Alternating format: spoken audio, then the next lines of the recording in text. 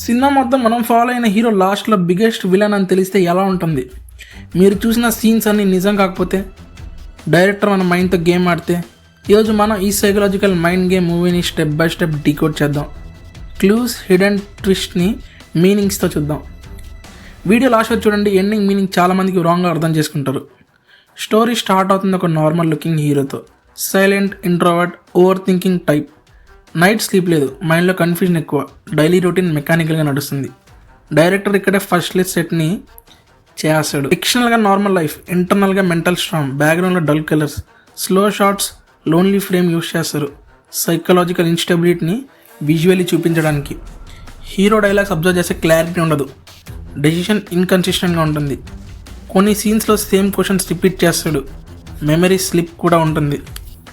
ఇవి casual writing కాదు, deliberate hints. Psychology థ్రిల్స్లో అన్స్టేబుల్ నరేషన్ అంటే ట్విస్ట్ ఆల్మోస్ట్ కన్ఫర్మ్. తర్వాత స్టోరీలో ఒక న్యూ క్యారెక్టర్ ఎంటర్ చేస్తాడు. Full opposite energy, bold, fearless, rule breaker. హీరోకి కరెక్ట్ లేకపోతే ఈ క్యారెక్టర్కి ఓవర్ కాన్ఫిడెన్స్ ఎక్కువ ఉంటుంది. ఆడియన్స్ కనిపిస్తుంటుంది వావ్ ఇంట్రెస్టింగ్ కాన్స్ట్రాక్ట్ అని. కానీ అబ్జర్వ్ చేయండి, వాళ్ళిద్దరు కలిసిన సీన్స్ మోస్ట్లీ ఐసోలేటెడ్ లొకేషన్స్లో. Public interaction weak, camera mirror shots ఎక్కువ. కొన్ని ఫ్రేమ్స్లో second character blink and miss స్టైల్లో ఫ్లాష్ అవుతాడు. ఫస్ట్ వాచ్లో మిస్ అవుతారు. ఎడిటింగ్లో jump cuts, sound glitches use చేస్తారు. మైండ్ ఫ్రాక్షన్ రిప్రజెంట్ చేయడానికి డైరెక్టర్ స్టేబుల్గా చెప్తుంటాడు ఈ ప్రెజెన్స్ ఫిజికలీ కాదని.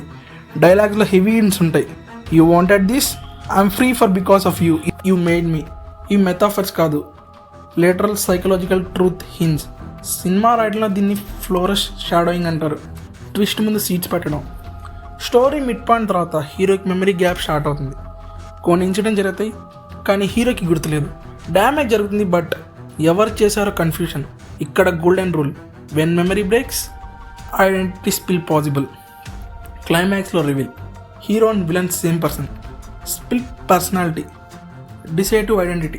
ఐడెంటిటీ కాన్సెప్ట్, హీరో సర్ప్రెస్ చేసిన anger, rebelliousness, dark desire separate alter ego create చేసాయి.